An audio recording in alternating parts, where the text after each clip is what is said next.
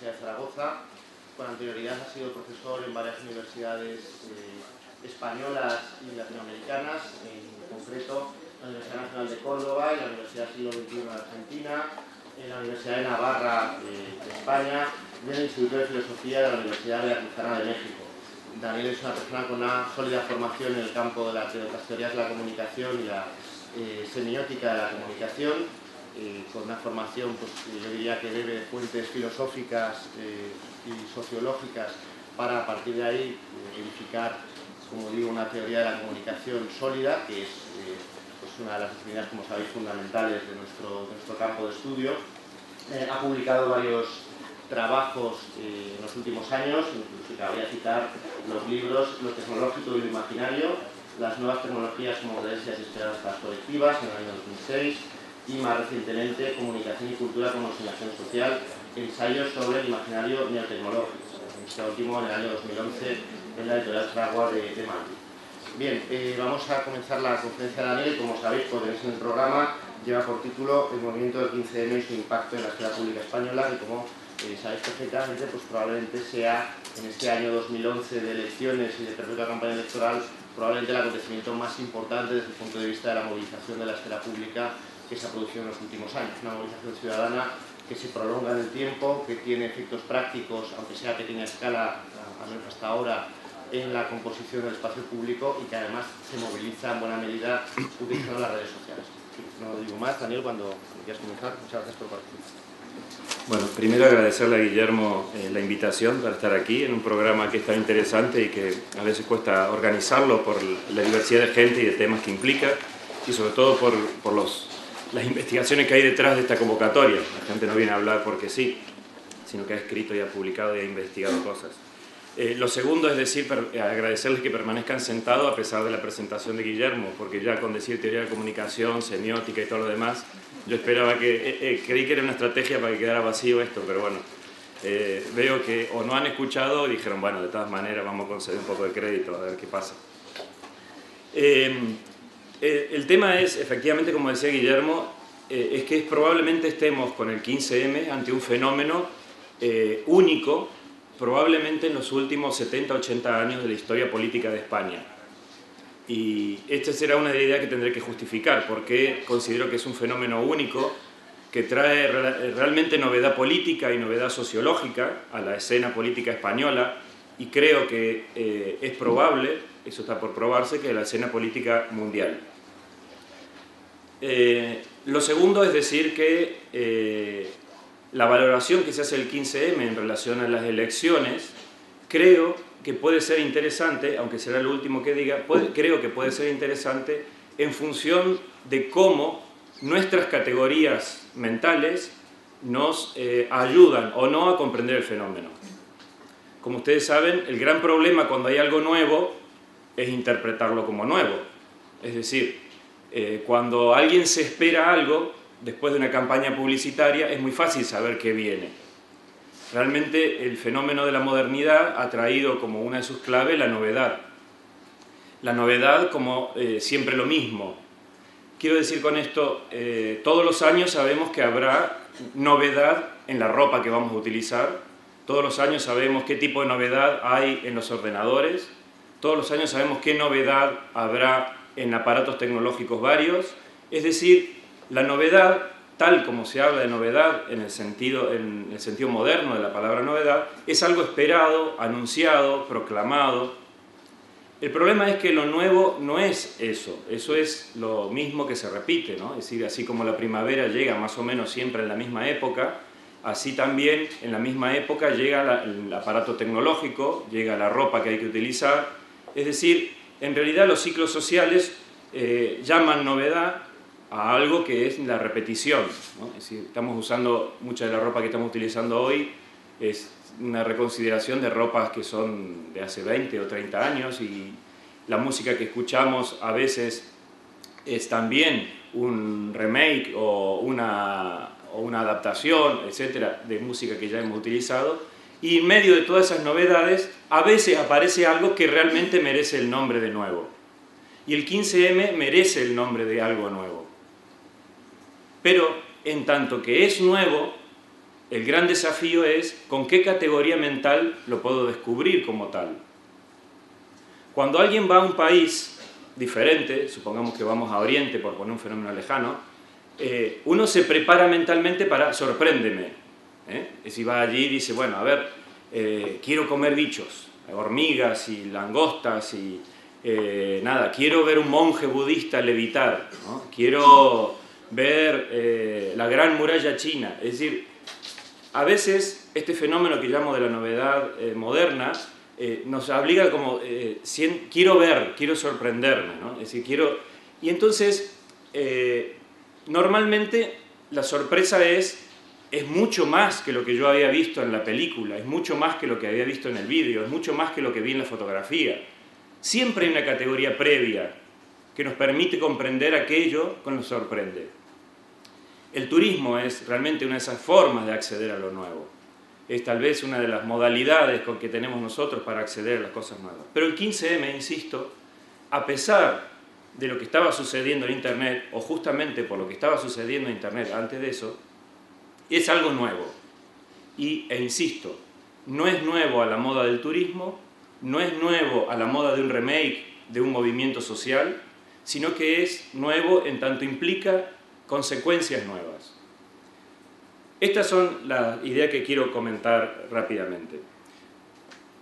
Lo primero es, ¿qué es el 15M? Porque, tal vez hay muchas cosas que se dicen, pero bueno, simplemente como a modo de inicio para que quede claro. A tal punto ya hay una definición de 15M que en Wikipedia podemos leer el artículo, un artículo que está bien escrito, que está en Movimiento 15M, también llamado Movimiento Indignado. Es un movimiento ciudadano formado a raíz del 15 de mayo de 2011 con una serie de protestas pacíficas, etcétera, etcétera, ¿no? Una serie como hace la Wikipedia, el artículo está bastante bien, las fotografías, el análisis, un resumen y la referencia al final a lo que hace. Está muy bien, en términos de wiki está muy bien. Por lo tanto, la definición de qué es 15M es algo que podemos descubrirlo rápidamente. Es una convocatoria de diferentes plataformas que convocan una manifestación 7 días antes de las elecciones autonómicas y municipales, que eran el 22 de mayo, a protestar por ese sentimiento de indefensión que tiene el ciudadano frente a la corrupción, frente a la crisis, etc. Los movimientos son muchos. Desde el tema de la vivienda al tema del Jóvenes sin Futuros, el tema plataforma Democracia Real Ya. Bien, temas y plataformas son muchísimas. La convocatoria tuvo un fuerte, a pesar de que la convocatoria se hizo en las plazas, se distribuyó papeles y se distribuyeron panfletos, la convocatoria tuvo un fuerte componente en las redes sociales y movilizado sobre todo por algunos grupos ciberactivistas y algunos ciberactivistas que fueron los protagonistas invisibles, si se quiere, de este fenómeno. Todos los que han organizado en las distintas ciudades comentan que cuando llegó el día dijeron, ¿vendrá la gente hoy? Es decir, lo cuentan todos, tanto en Madrid como los organizadores de otras ciudades. Y de pronto se sorprendieron. La propia gente que fue a la manifestación, cuando iba llegando, iba con la conciencia, bueno, otra vez seremos unos pocos, decían los de siempre.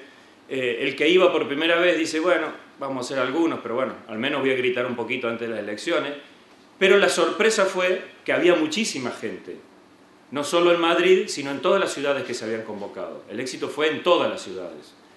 Y encontrarse con tanta gente fue algo que no solo sorpresivo, sino que de pronto le dio un cierto matiz, y el matiz fue el de la alegría y el de la fiesta.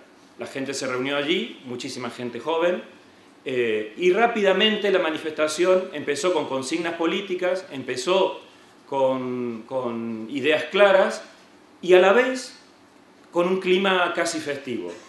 La gente bailaba, la gente gritaba, con una conciencia política, sí, pero en una categoría nueva.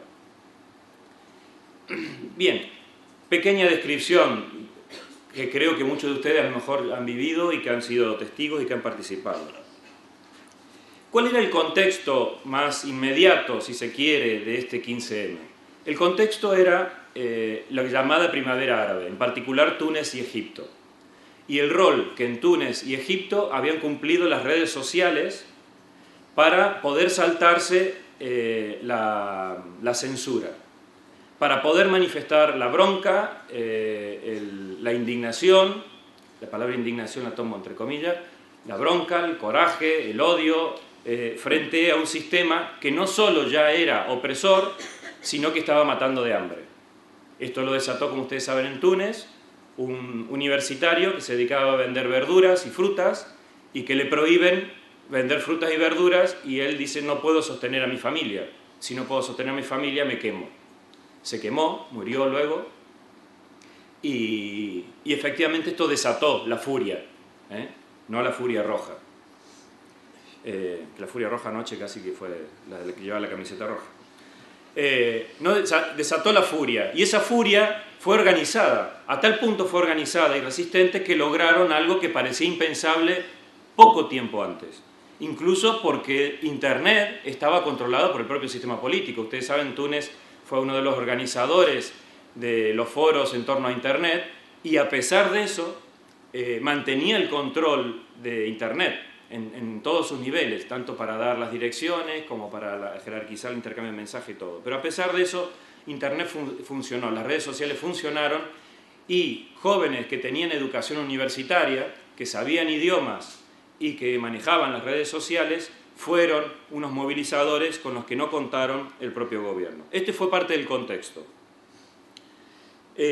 Por supuesto, los ecos de la crisis, ¿no? Lo que estaba pasando en Islandia, en Portugal, en Grecia, en Irlanda, allí, digamos, estos ecos de crisis estaban afectando a España. España iba siempre, como hoy, al camino de si va a la bancarrota o no, de si tiene que ser rescatada o no, de si llega o no llega a ese nivel, qué implicaría llegar a ese nivel, la sensación de que llegar a los niveles de crisis en realidad es ponerse en manos, digamos, de uno o dos gobernantes, y lo que es peor, ponerse en manos de gente que nadie elige, es decir, los mercados en definitiva presionando para que se tomen medidas y se recorten, la reforma constitucional que está tan cerrada y que está, digamos, tan prohibida para determinados temas de derechos sociales y sin embargo de pronto en unos pocos días se logra una reforma constitucional.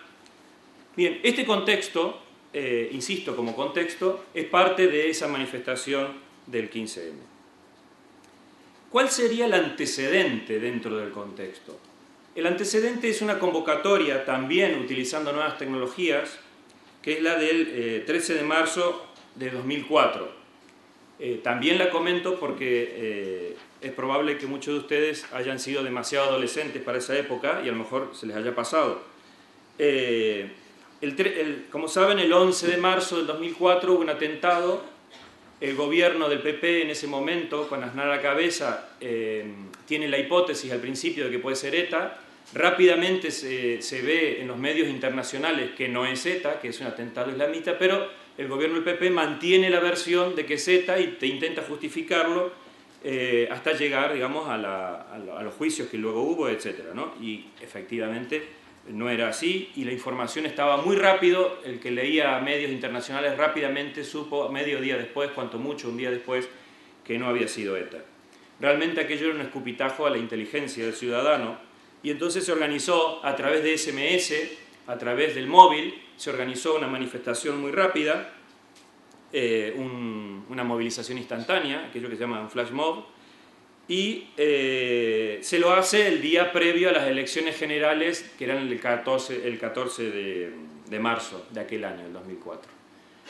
Este es el antecedente anterior, es una manifestación, una movilización por la ciudad, por las calles, convocada también por SMS en este caso.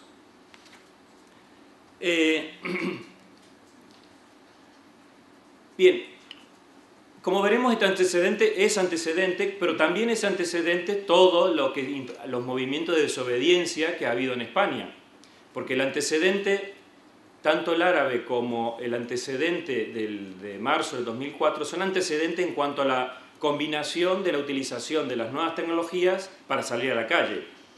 Pero hay antecedentes estrictamente políticos, y esos antecedentes estrictamente políticos son la gran cantidad de asociaciones y grupos que han convocado a diferentes desobediencias, desde la mili hasta digamos, otros tipos de derechos económicos, etc. Bien, vamos a detenernos primero en qué pasó con el flujo de Twitter. Simplemente es lo quiero pasar un poco rápido, pero quiero que lo veamos. En la Universidad de Zaragoza hay un grupo que tiene un nombre que asusta, que se llama Instituto Universitario de Investigación de Biocomputación y Física de Sistemas Complejos. Si teoría de la comunicación asusta, esto es para suicidarse, o por lo menos para huir, pero muy lejos. Bien, esta gente hizo un análisis sobre el intercambio de Twitter. El vídeo es muy conocido, está por todos lados, pero tal vez el vídeo no diga mucho respecto de lo que significa. Si quieren lo vemos muy rápidamente. No vamos a verlo todo, no se preocupen.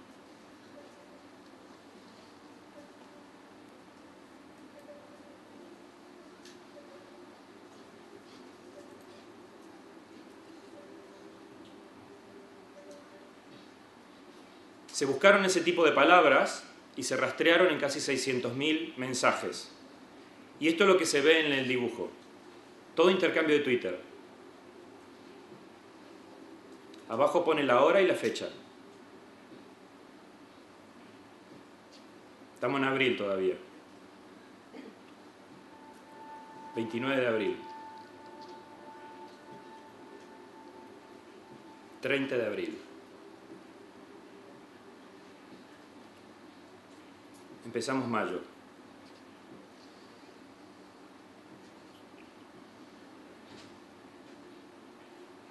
...3 de mayo... 4...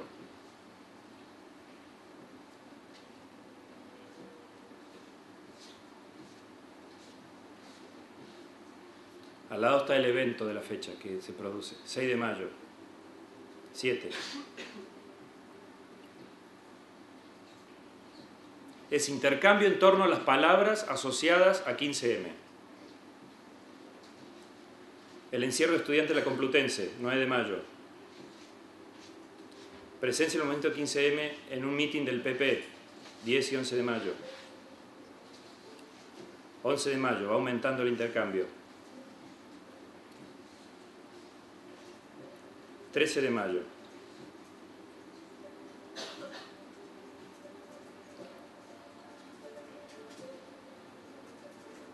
15 de mayo, llegamos a la fecha del 15M.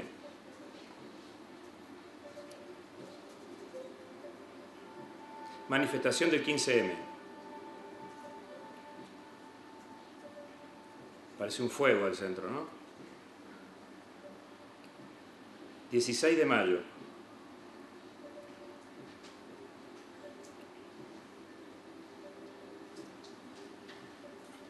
Y ahora comienza nuevamente al mediodía el intercambio. A la tarde.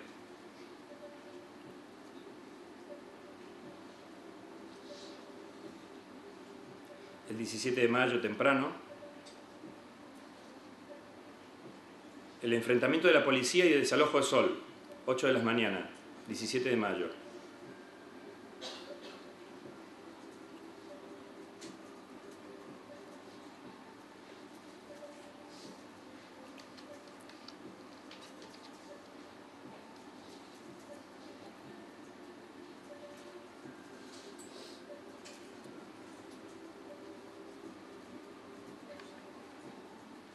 La prohibición de la Junta Electoral Provincial de Madrid, la concentración de las 20, son las 2 de la tarde, del día 18. Las 7 de la tarde del día 18. Las 10 de la noche. El 19, 3 de la mañana. La gente se duerme ahora. 9 de la mañana. El sábado, 19 de mayo. No, perdón, el 19 de mayo.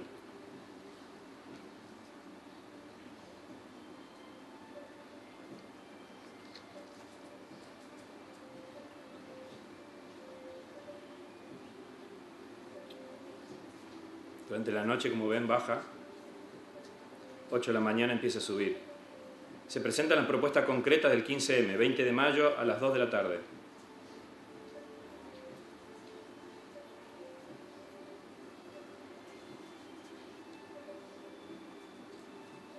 21 de mayo, día de reflexión.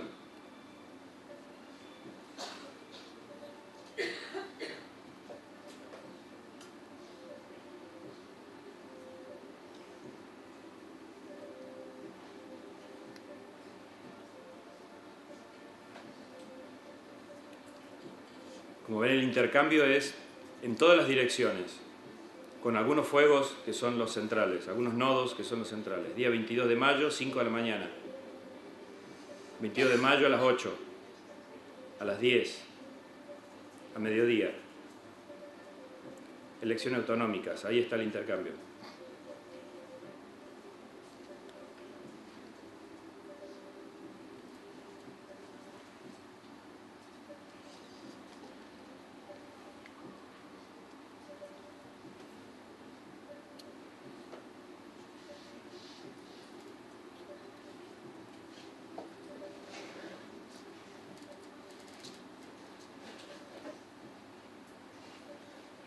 El 23 de mayo,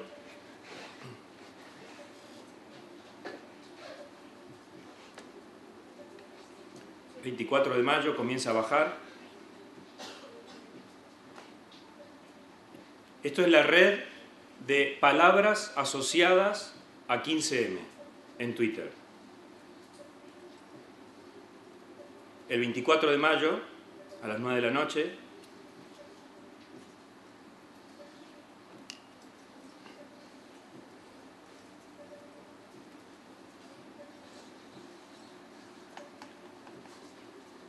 bien, ¿qué palabras claves se están rastreando?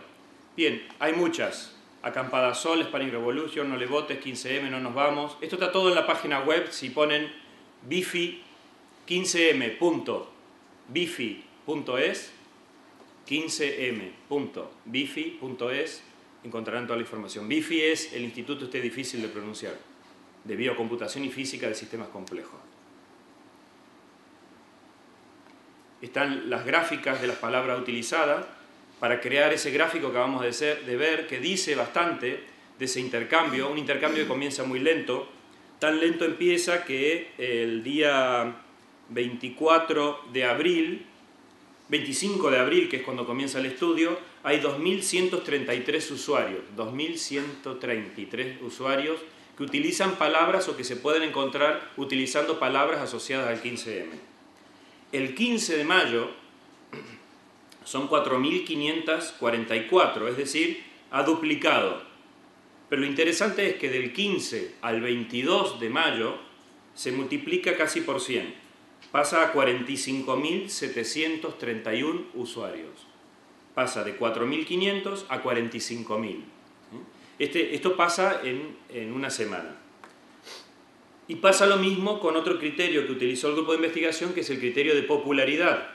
Efectivamente, digamos, descubren que, aparte, digamos, del intercambio en Twitter, se empiezan a generar asociaciones o enlaces con blogs, fotografías, vídeos, otros web que se abren a propósito, etc.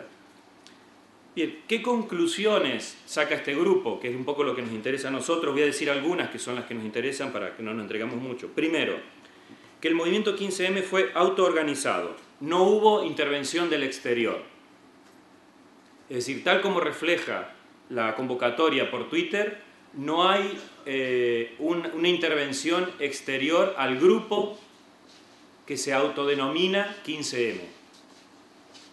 Con lo cual, digamos, esto es muy importante desde el punto de vista porque justifica aquella hipótesis, digamos, que ustedes saben que Intereconomía y algunos amigos llegaron a decir que esto en realidad estaba orquestado por perroflautas, izquierdas y sobre todo Rubalcaba, ¿no? Ya llegó el momento cumbre cuando dijeron que Rubalcaba había hecho esto. Pobre Rubalcaba, si encima le cae esto. Entonces, primera conclusión del análisis tecnológico, es un movimiento autoorganizado, no hay intervención del exterior. Es una conclusión que a mí me parece de mucha importancia para nuestro análisis. Segundo, hay un crecimiento abrupto. Con los números que acabamos de decir, prácticamente en una semana el crecimiento es exponencial. Y el segundo fue eso. Tercero, la popularidad del fenómeno, a pesar del componente crítico, a pesar del componente político, es un fenómeno desde el punto de vista de la popularidad, semejante a un cantante o semejante a un fenómeno de moda. Bien, hasta aquí un poco una pincelada, una pequeña pincelada, digamos, respecto de lo que ha pasado a nivel de redes sociales, que no lo es todo, pero ya nos dice algunas cosas interesantes para lo nuestro. Ahora, ¿qué pasó con los medios tradicionales? Llamamos medios tradicionales los que no son redes sociales en principio, llamamos a los radio, televisión y prensa en principio. Bien, al principio no entienden absolutamente nada. Es más, apenas hay portadas al comienzo respecto de lo que está sucediendo. Bien, hay otros análisis de Twitter que los vamos a pasar porque ya me entretuve con el vídeo, donde, digamos, por ejemplo, respecto de la cantidad, que refuerzan las conclusiones de este instituto, ¿no? Esto está en Barry Blog, lo pueden buscar allí. Hay más datos, lo buscan en las entradas del mes de mayo, y hay más datos sobre el intercambio de mensajes, los usuarios que lo utilizaron, etc. No voy a entrar ahora en detalle porque no va a cambiar la conclusión de lo que quiero decir. ¿Qué pasa entonces en principio con los medios tradicionales? ¿Se ve algo? Bueno, si no me dice. El impacto, en columnas, el impacto del 15M.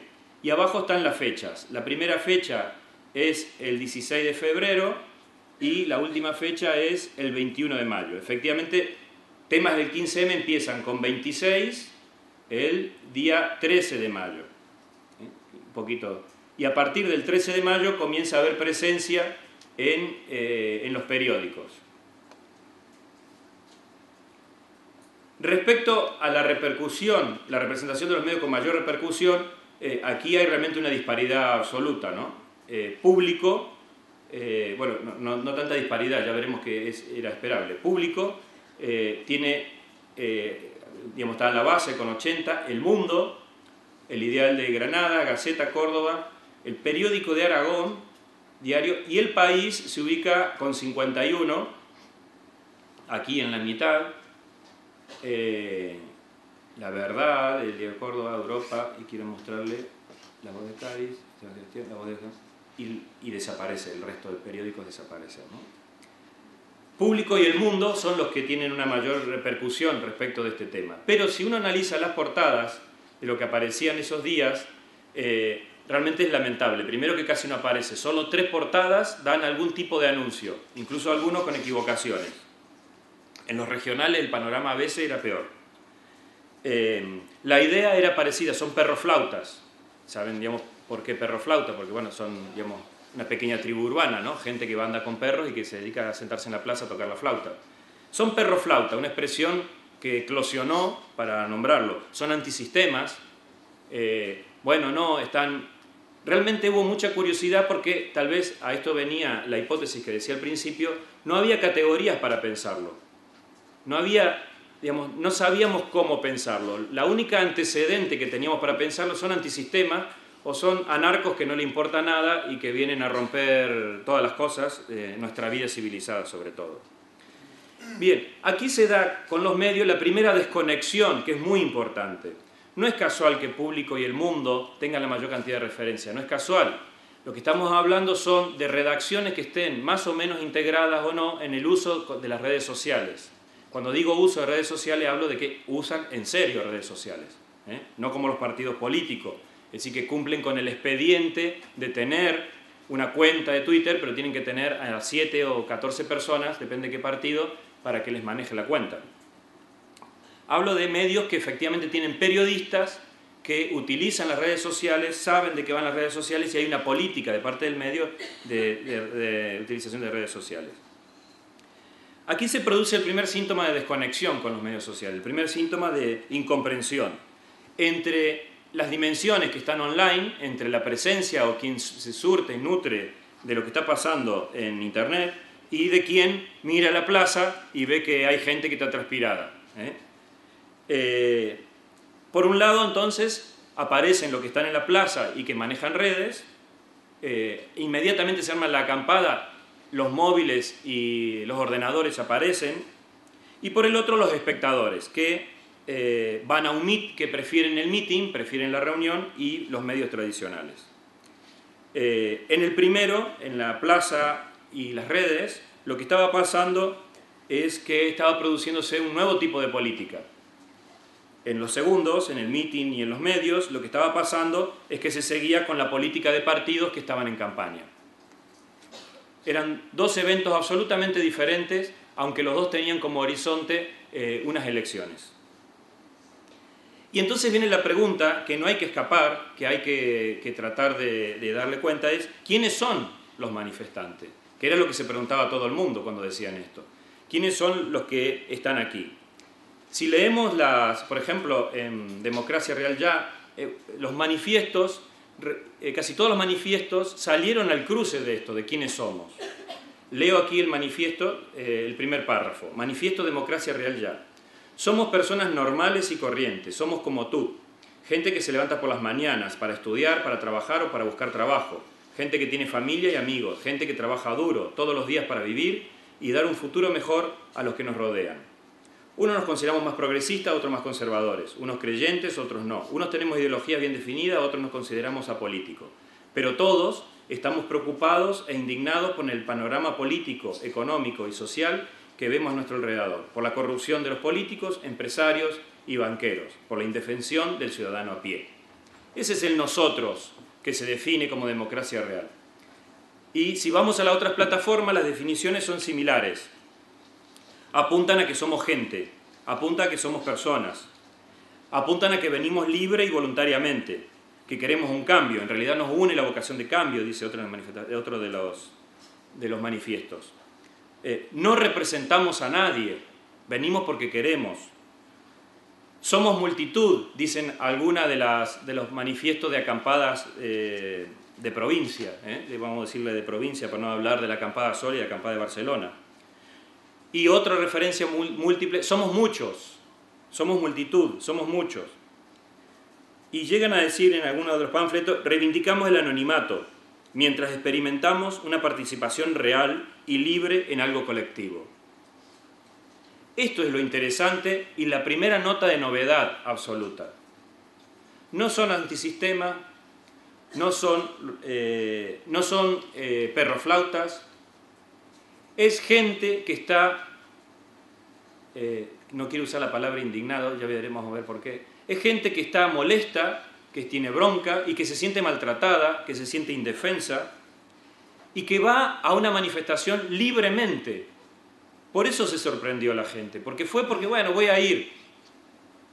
Digamos, no es el sindicato que me regala la banderita por las dudas, por si voy. No es el partido político que me dice que si quiero me lleva en el autobús. Voy libremente, voy porque me interesa, porque quiero, porque estoy molesto, porque quiero el cambio. Somos muchos, somos multitud, somos muchedumbre. Y aquí es donde se da, entonces, el primer dato interesante. ¿Cómo pensamos esta gente reunida que no es sindicato, ni quiere serlo, no es partido político, ni quiere serlo, que va porque quiere y hace eso porque quiere? Esto es realmente la nota interesante. Mucho más que si utiliza o no Internet, que ahora veremos, la nota interesante es que la gente está porque quiere, no porque hay un dirigente o un líder que nos asocia y nos dicen vamos allí. No, hubo un grupo de ideas y lo primero que empezaron a desaparecer son las siglas. Empezaron a desaparecer las denominaciones y empezó a aparecer un múltiple, un muchos, un nosotros, de personas que no quieren tener un nombre en principio. La prensa no sabía qué hacer, tenía que ponerle nombre. Y entonces empezó a inventar nombre. Al principio ninguno de los manifestantes se definía como indignado. El nombre indignado vino después. Dice, bueno, sí. Y lo interesante es que indignado es un libro. Digamos, no es un tweet, no es una nota de Facebook, no es un blog. Indignado es un libro, que si lo leen no dice gran cosa. Digamos, tiene una pobreza total como libro. Pero bueno, tiene algo interesantísimo, que es el testimonio de una persona que dice, yo con un par defendí ante los nazis. Parece que a esta juventud le falta, disculpen la expresión, pero lo que está diciendo, para traducirlo en 2 frases así, la juventud le está haciendo falta valentía, coraje para enfrentar esta situación. Entiendo, dice Hessel, que claro, nuestro enemigo era claro, eran los nazis. En cambio, ahora, ¿quién es el enemigo? Hay que indignarse, indignados. Muy bien. Era un libro, no era un tweet, no era Facebook, no era un blog. Hay versiones, por supuesto, como siempre. Entonces, esto es lo interesante. Ahora, ¿indignados contra quién? Cuando aparece la categoría, ¿indignados contra quién? Claro, porque indignados puedo estar contra mucho. A la vista, digamos, los jóvenes que estaban en la acampada dijeron, bueno, va a pasar como, sobre todo los mayores, los que tenían memoria el 2004, puede llegar a pasar como en el 2004, puede haber una influencia en el voto tremenda. Y los jóvenes que estaban por votar la primera vez y que eran muchos, de los cuales tengo muchísimos testimonios, dicen, bueno, aquí en las elecciones se va a notar, esto va a ser nada, mazazo a la cabeza, gana la derecha. No solo gana un partido político tradicional, que era un poco el enemigo, sino que además gana la derecha. Gana la oposición, por otro lado, tampoco era...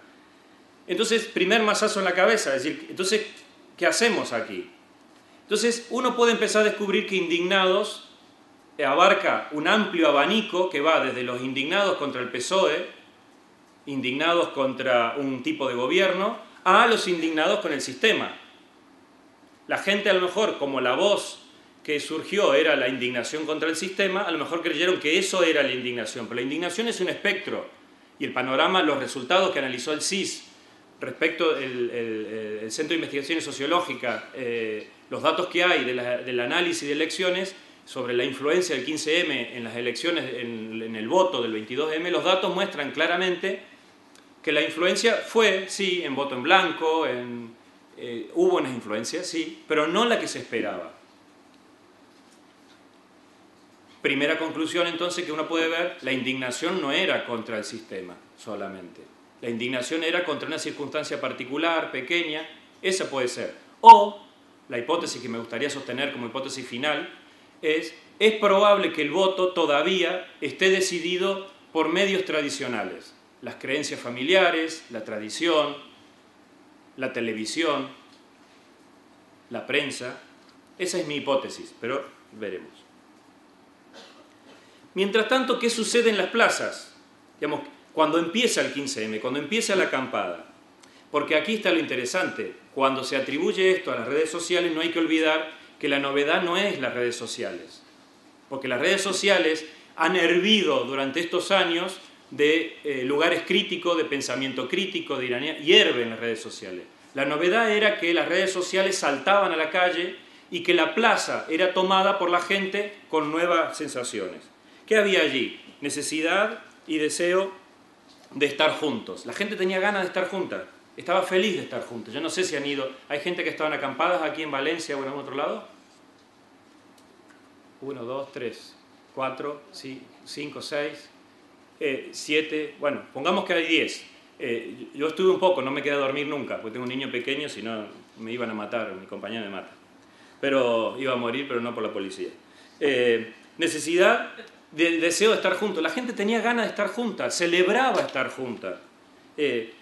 Algunos decían, estamos como enamorados, querían decir, estamos como atontados, porque estaban felices, hablaban, reunían, la gente venía, les preguntaba, venía gente mayor, decía, adelante, ustedes pueden, se han levantado. Todo el mundo se creía lo que decía, hablaba con sinceridad, no había, digamos, ese tono que a veces uno escucha en la política. Estaba convencido de lo que hacía.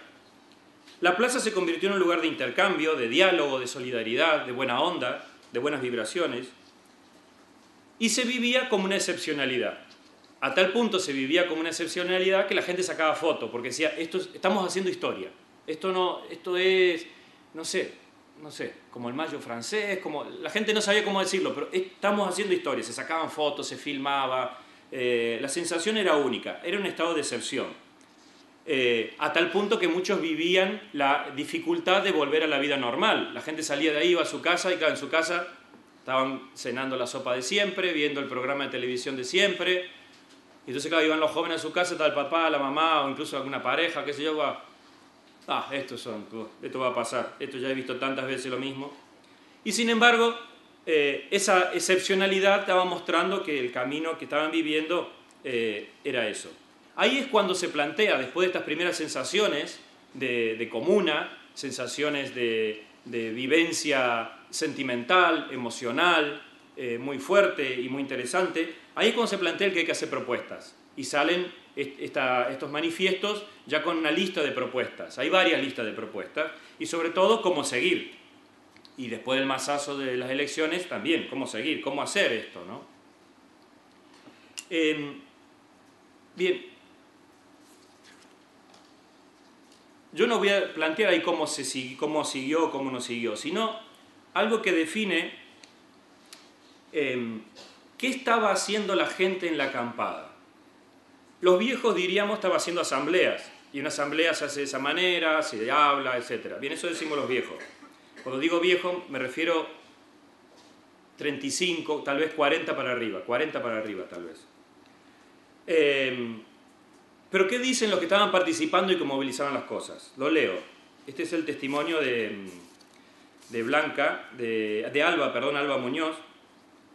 Dice, nuestra forma de comportarnos en las plazas era precisamente la misma que en la red. Un movimiento distribuido, transversal, donde nadie y todos mandan, y donde es vital el trabajo técnico de los informáticos para ponderar el común. Reivindicábamos el anonimato mientras experimentábamos una participación real, libre en algo colectivo. Continúa y sigue. Sin darnos cuenta, Internet ha generado una nueva legitimidad social y nos ha enseñado a organizarnos de una forma natural, que choca con las instituciones democráticas del siglo XXI. En Internet somos activos, seleccionamos, difundimos y criticamos lo que queremos, mientras que en el sistema actual es como la televisión, unidireccional, come y calla, al estilo Homer Simpson. Esto es interesante. El que participaba decía que había aprendido en Internet lo que estaba haciendo en la plaza, mientras los mayores de 40 estábamos haciendo en la plaza lo que hemos hecho siempre en la plaza, reunirnos, y lo que se ha hecho siempre en política, que es el árbol de Guernica.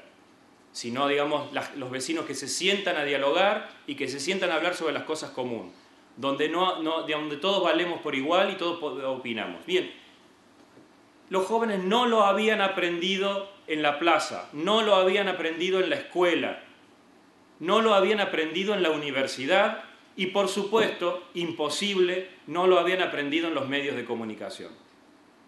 En todos estos lugares, escuela, medios de comunicación, universidad, hay un estrado, una persona que habla y otros que escuchan.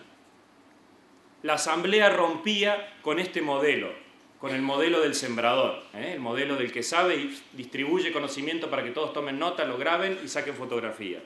Rompe ese modelo, que es el modelo que ha fundamentado la democracia liberal, que es el modelo de Hobbes, el modelo del pueblo, el modelo del ciudadano. Pocas veces se utiliza en las pancartas y en los manifiestos la palabra ciudadano, muy pocas veces.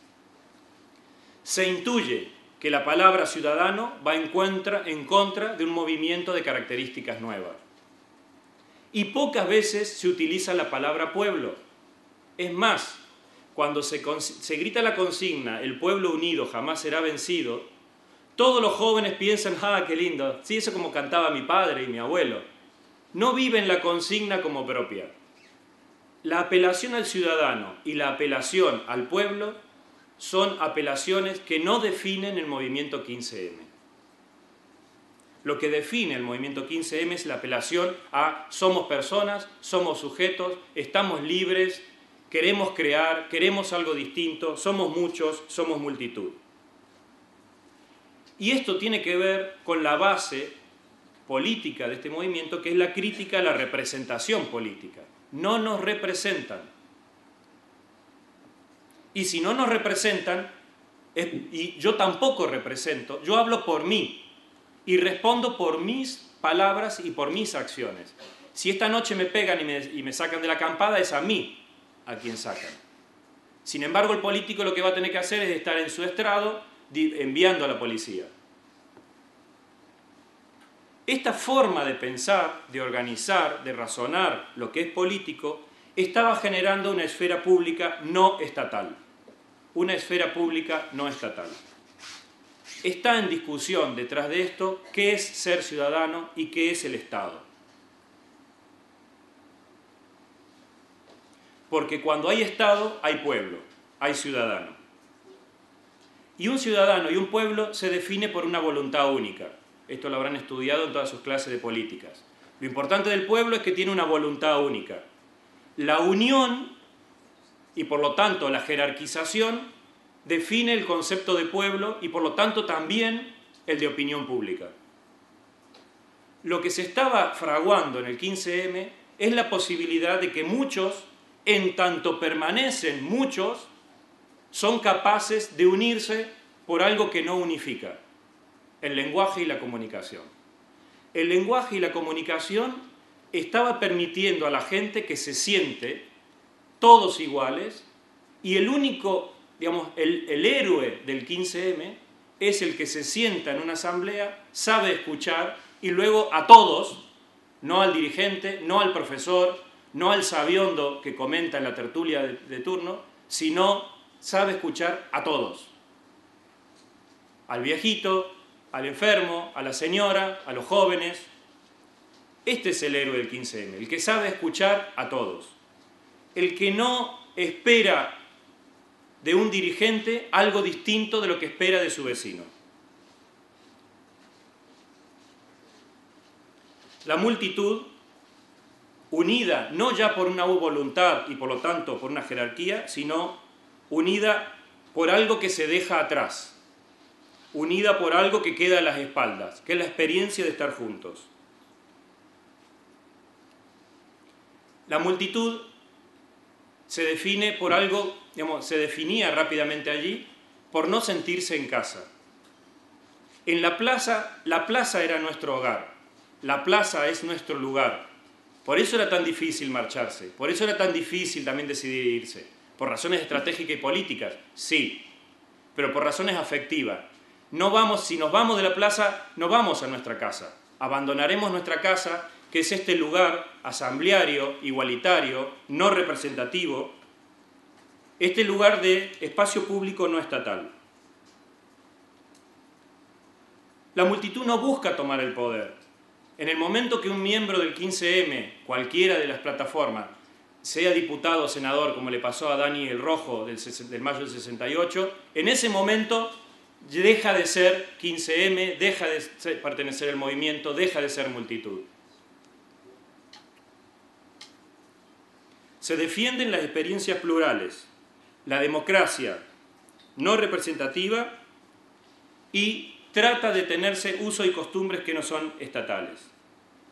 Pero esto, insisto, no es un gesto anarquista. No hay aquí un gesto anarquista. Lo que hay aquí es una búsqueda realista, muy realista, de nuevas formas de políticas. Es más, en varias plazas tuvieron que discutir y pelear con los, entre comillas, perroflautas. En Zaragoza se llegó incluso a poner una acampada apartada hasta que no entendieran estos grupos, un grupo de anarcos y ocupas, hasta que ellos no entendieran que no iban a pelear contra la policía, hasta que ellos no entendieran que iban a cuidar la limpieza del campamento, fueron apartados. Son gente realista y quiere nuevas formas de políticas. Y sabe que la nueva forma de política han aprendido algo de Internet. Y eso que han aprendido de Internet lo quieren llevar a la plaza. Y cuando van a la plaza sienten que es maravilloso. Y eso que parece utópico es lo que quieren llevar, o es el fenómeno nuevo que llamamos 15M. Esta es, si se quiere, una definición entonces de lo que sería el 15M. Un movimiento de multitud, un movimiento de muchos en tanto muchos, de personas, de individuos libres que quieren otra política que no sea representativa, que sea centrada en la persona y que genere mayor justicia. Una cosa más sobre la influencia electoral, la que pasó y la que viene. Primero la pregunta es trampa. Es decir, preguntarse por la influencia electoral tiene trampas, hay que responderlo, pero tiene sus trampas. Es la típica pregunta que si uno está enojado en una tertulia va a terminar en un callejón sin salida. Es una pregunta que hay que responder con serenidad y que hay que valorar aspectos diferentes. Esto es típico en las tertulias, ¿no? Cuando hacen una pregunta y ya uno sabe a dónde va a terminar el pobrecito, porque en su enojo allí va, camino sin retorno. Primero, el 15M es una estrategia de enojo en contexto electoral, pero que busca respuestas no electoralistas. El contexto es electoral, pero las respuestas que busca no son electorales. Aunque ganara Equo, Izquierda Unida, Rosa Díez o cualquier otro partido, aunque ganara PP o PSOE, el 15M sigue sostenido en tanto lo definimos como lo estamos definiendo aquí, sigue teniendo claro qué es lo que busca. Si el 15M, si la indignación es, en el sentido que lo defino, como multitud, como muchos, como personas libres, sigue intacto la inquietud. La inquietud por cuestionar el Estado, en cuanto a Estado, la inquietud por criticar la política representativa, la inquietud por generar espacios políticos no estatales, la inquietud por generar espacios igualitarios y, por lo tanto, inquietud por qué va a pasar con los medios de comunicación y qué va a pasar con la educación. ¿Qué pase con los medios tradicionales? Importará mucho. Los medios, como saben, estamos todos preocupados por sobrevivir. Digamos, realmente, si uno le pregunta a un director de periódico, el director de periódico ya casi ni piensa qué va a publicar. Lo que piensa es cómo salvamos la cuenta a fin de mes. Y los pocos directores de periódico que están quedando, que son auténticos periodistas, que cada vez quedan menos, están siendo presionados para que en lugar de directores de periódico en el sentido tradicional, es decir, preocupados por informar, por dar una buena línea editorial, etc., esos pocos que están quedando cada vez son presionados para que se conviertan en gestores, que hagan su máster en economía y que den respuesta a cómo sacar adelante los periódicos. Cuando digo periódico estoy hablando de informativos en general también. Entonces, ¿qué va a pasar con los medios? ¿Qué va a pasar con la universidad, cada vez más privatizada?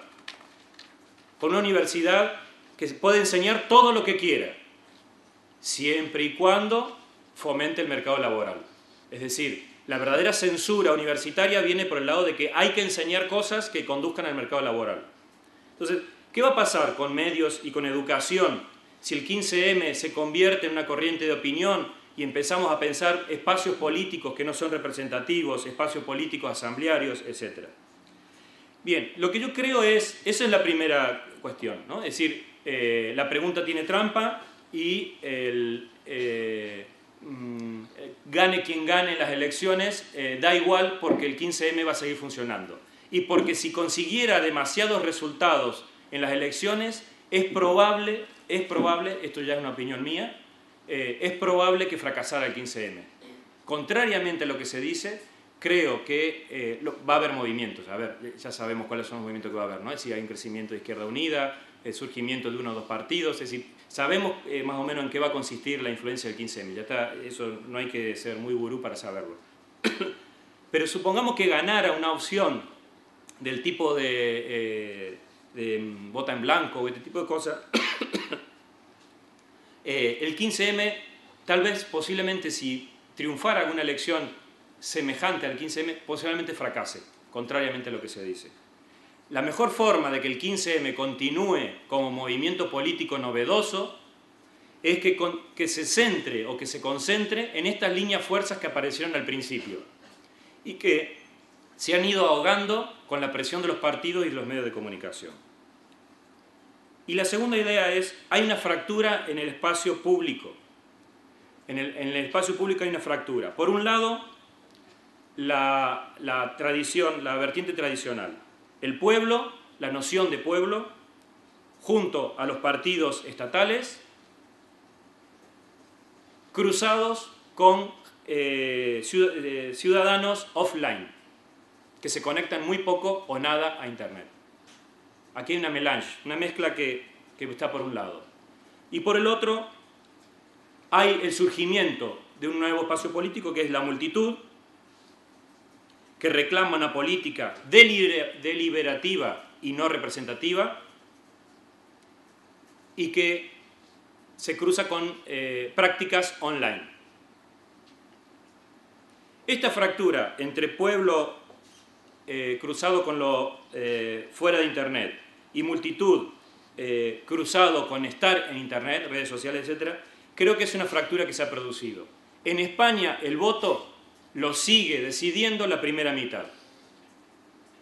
El voto sigue siendo decidido por gente que se define como ciudadano, que siente la obligación de votar porque ha sido educado para eso, que así como va a misa, vota, porque son, digamos, todo buena persona, todo buen ciudadano tiene que hacerlo, y se vota por tradición, se vota porque hay que votar, porque yo soy de este grupo, yo soy de derecha o yo soy de izquierda, la gente lo suele decir. Y esto es la mayor parte, digamos, esto es la mayor parte del electorado, es decir, el voto anterior fue elegido por un perfil, digamos, de este tipo. ¿Que entra a Internet? Sí, muchos de ellos entran, pero no es decisivo.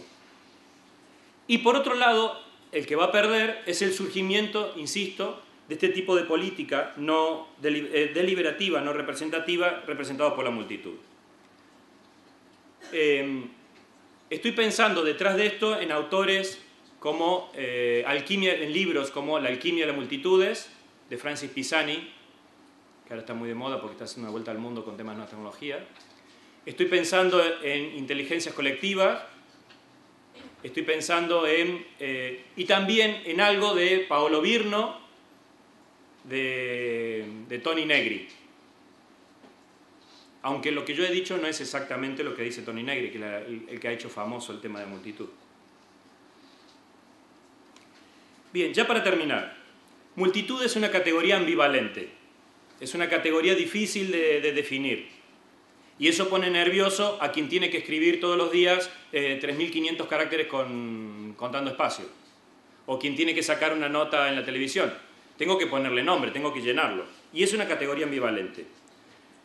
Por un lado, lo que se está cuestionando del tema ya sistémico, estamos en una sociedad nueva, centrada en la producción social, basada en el conocimiento y basada en la comunicación. Y este quiebre en el sistema productivo también es un quiebre en la identidad que los trabajadores tienen de sí. Y esto también está asociado a la crisis de la forma Estado. Si algo nos está mostrando la crisis económica es que el Estado sirve para muy poco. ¿Por qué digo esto? Porque si subsiste, nos pasará como a Italia o nos pasará como a Grecia un tecnócrata. Es decir, así como en política gana la técnica, es decir, el problema no es solo si uso redes sociales o si uso medios tradicionales.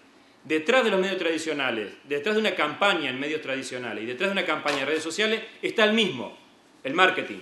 El problema es el marketing político, no si usa redes sociales o no la utiliza. El problema de discusión es el marketing político. Entonces, el marketing político asociado a esto. Por un lado, es esto lo que está en discusión. Y en política, así como hay un marketing político de campaña, hay, digamos, un economista que tiene que ser tecnócrata que administre. Los estados se están convirtiendo en empresas que tienen que asociarse, sus cuentas tienen que dar números claros. Y en la medida en que no lo hagan, no pueden dar cuenta. Si una multinacional o una empresa puede echar a 2.000 y está dentro del derecho, el Estado también generará las propias leyes para que esto suceda. Esto es una apreciación de la realidad. Hoy, la noticia de hoy, ¿no? La formación de gobierno tanto en Italia como lo que está pasando ya la definitiva en Grecia. Es decir, la tecnocracia se está convirtiendo en la única salida a la crisis. Entonces, acá viene un cuestionamiento. ¿Qué pasa con una multitud que se define como no ideológica, pero que utiliza tecnología? Pregunta crítica. ¿Es que acaso la tecnología no es ideológica? Esta es una cosa para pensar con el 15M y una crítica al 15M. ¿No nos estaremos tragando un sapo creyendo que usar tecnología es algo que no tiene consecuencias? Queda abierta la pregunta. La acampada es como un éxodo. La acampada, lo interesante, es una metáfora maravillosa para pensar la política. La metáfora de que algo está cambiando. De que si ejercemos la libertad, hay dos maneras de ejercerla. Una, la libertad que estamos acostumbrados. Elige entre el canal 1 o el canal 2. Elige entre el partido rojo o entre el partido azul.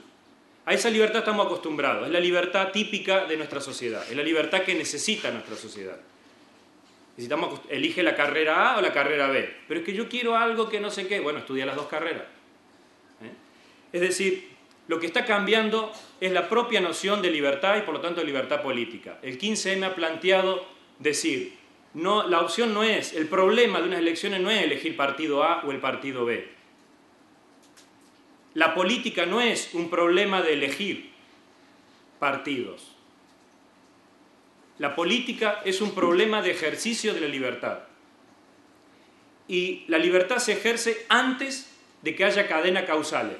Es decir, si tengo un mercado, tengo que tener reglas. Si estoy empleado, tengo un sueldo, etc. Antes de la cadena de causalidades que genera la libertad social, hay un tipo de libertad política que es precadena de causa y efecto y que consiste en cambiar de lugar el problema.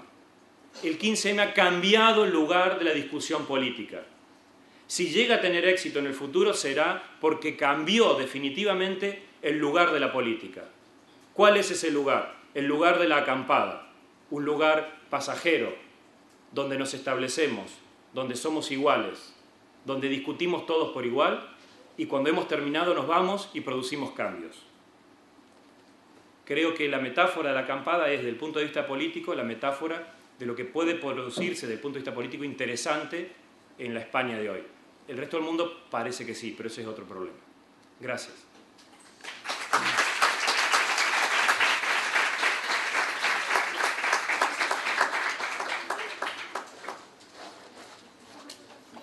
Bueno, primero con el ordenador, pues moderna esclavitud, que tiene que estar interrelacionada con las redes sociales, ¿no? Porque también es una forma de esclavitud, aunque, como muy bien ha dicho Daniel, pues también nos permite abrir espacios de libertad, o al menos ejercer los que ya existían de otra manera.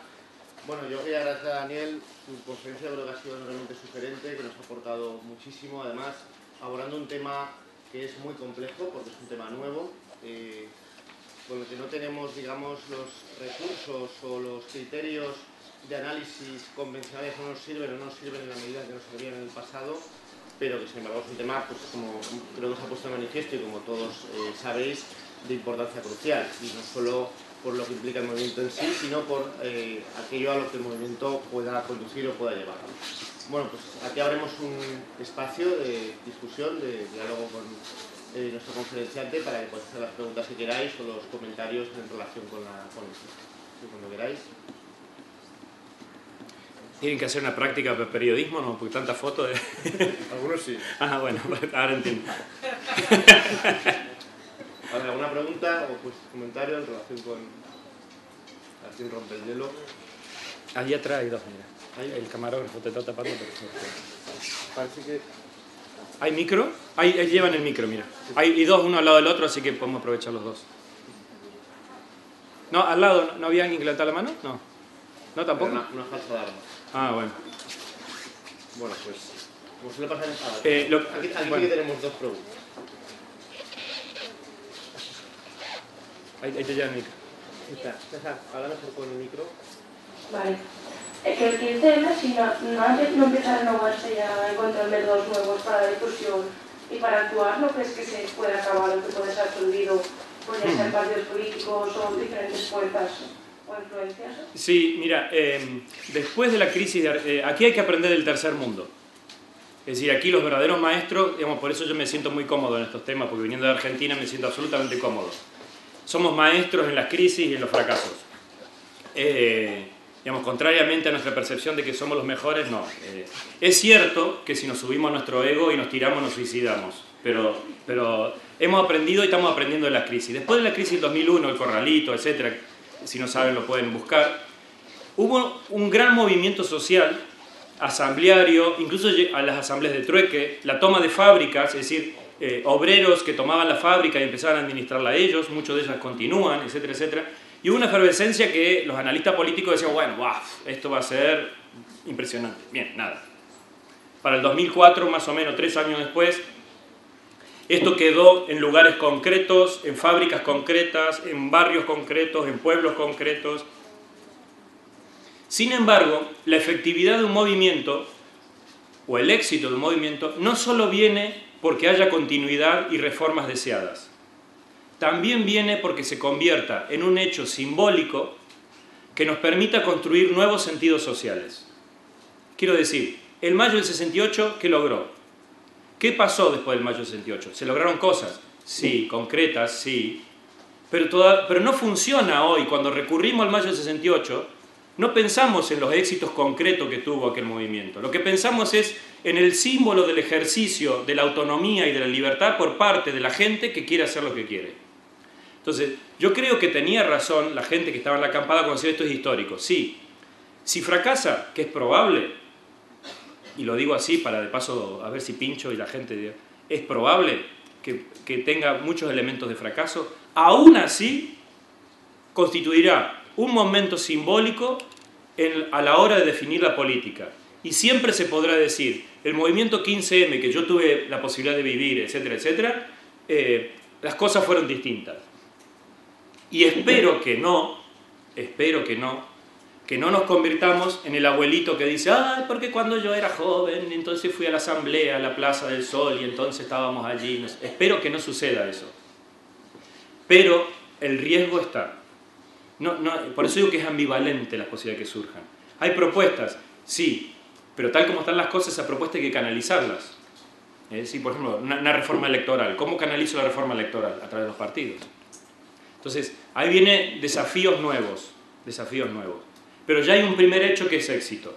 Es la referencia simbólica para un país y la referencia simbólica, incluso para el mundo, de lo que puede ser la democracia. Los países árabes tuvieron revolución. Esto no es revolución, no es Spanish Revolution. Eso es, digamos, no es una revolución. Pero sí es una revuelta.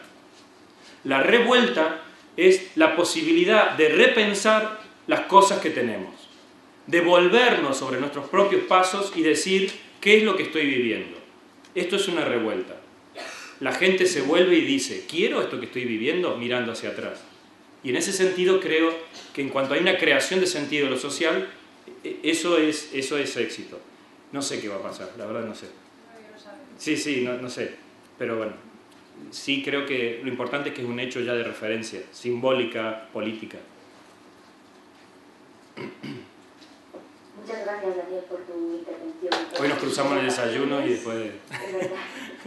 Bueno, yo tengo dos preguntas muy prácticas al hilo de todo lo que tú has ido comentando. La primera de ellas es, nos has contado cómo 15M, por ejemplo, como movimiento ha utilizado redes como Twitter, pero mi pregunta va si tienes alguna información de cómo están utilizando sus páginas web. Es decir, ¿reproducen también un modelo clásico de comunicación vertical o qué información publican en su web? ¿Están dirigidos a ellos mismos, se dirigen a medios? Un poco en esa línea. Y la otra, dentro de los procesos asamblearios, ¿cuál crees tú que son los catalizadores que están promoviendo un poco, si los hay, claro, estos procesos deliberativos en las asambleas del 15M? ¿Qué quieres decir con catalizadores? Perdón, no entiendo. Impulsores o dentro del propio, Sí. dentro de las propias multitudes. A ver, sí, mira, las web, primero que el autor de las web, es muy interesante el proceso de institucionalización de las web, porque ya están institucionalizadas. Pero hasta que se institucionalizaron, por eso a mí me gusta el 15M la primera semana. Digo, ya, esto es como las pelis, cuando uno elige a mí me gustan las escenas tales, bien. A mí me interesa muchísimo la primera semana, porque ahí se dieron fenómenos muy interesantes. Entre ellos, cómo pasó de ser una serie de blogs, que la comisión de comunicación, que era gente que estaba por ahí que se interesaba y que tenía una compu, tenía un ordenador, tenía el móvil y entonces iba a una cafetería y lo hacía o utilizaba la red de la plaza, etcétera, etcétera, depende de dónde estuvieran. ¿Cómo empezaron siendo? Incluso algunas de las primeras manifiestos ya no están. Es decir, los manifiestos que están ya son los institucionalizados. Hay fotos de las pancartas, eso sí está quedando. Se fueron institucionalizando. Y lo que creo que no se ha perdido es que el autor es colectivo. Es una comisión, sí, pero es colectivo todavía el autor. ¿A quién va dirigido? A muchos. Si ustedes ven, por ejemplo, Periodismo Humano ha sido consultado por los medios internacionales. El Periodismo Humano fue uno de los referentes a la hora de informar de esto. Hay allí una nota muy muy interesante que son los mapas del 15M, que incluye el mapa que presenté hoy, pero que hay otros muy interesantes, los mapas del 15M. Es muy, muy bonita la nota para ver y para leer. Y este sería un modelo de nota hecha por una persona para enseñar o catequizar qué es el 15M. Pasa con los blogs como pasaba con las asambleas. Al principio todo el mundo hablaba y alguien se erigía como coordinador, el que tenga más carácter, el que tenga, los psicólogos dirían, el que tiene más perfil de líder, bien, mucho de eso. Pero si al coordinador se le ocurría decir, este viejito, por favor, ya termina porque está hablando pavada, lleva 20 minutos y cuidado al principio. Es decir, tenía que tener mucho cuidado de decirle a alguien que dejara de hablar. Digamos, realmente había, digamos, la asamblea tenía en ese punto de cansador. Porque en internet pasa lo mismo. Hay mucho tonto hablando, digamos así, tonto de tontería, de acabo de tomar un café, la foto de la no sé cuánto. Bien, es la tontería típica de vivir la vida y ya está.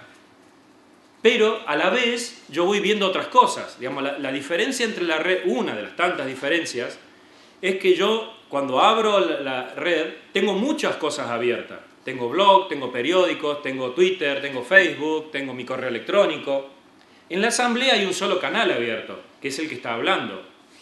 Entonces, no está permitiendo eso que los participantes están acostumbrando, que si me aburre algo, le presto medio oído y con un oído y medio estoy haciendo otra cosa. Pasa como en clase, ¿vieron? Cuando en clase el profesor utiliza el ordenador y dice, bueno, vamos a utilizar el ordenador y todo el mundo tiene su Facebook y su Twitter abierto. Y el profesor también.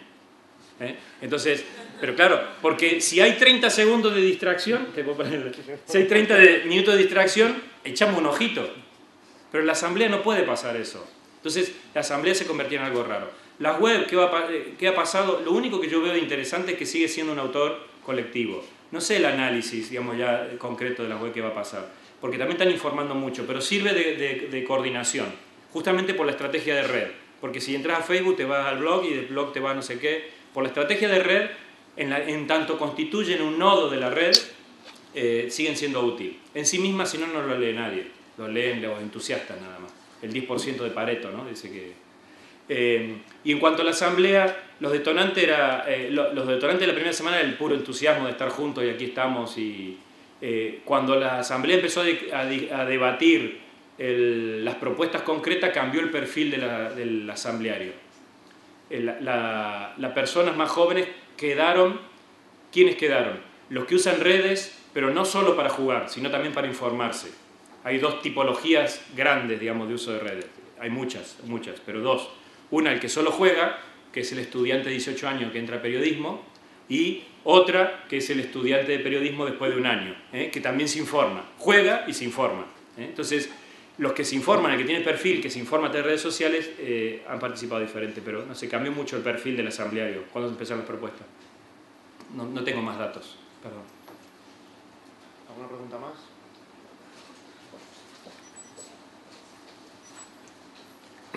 Hola.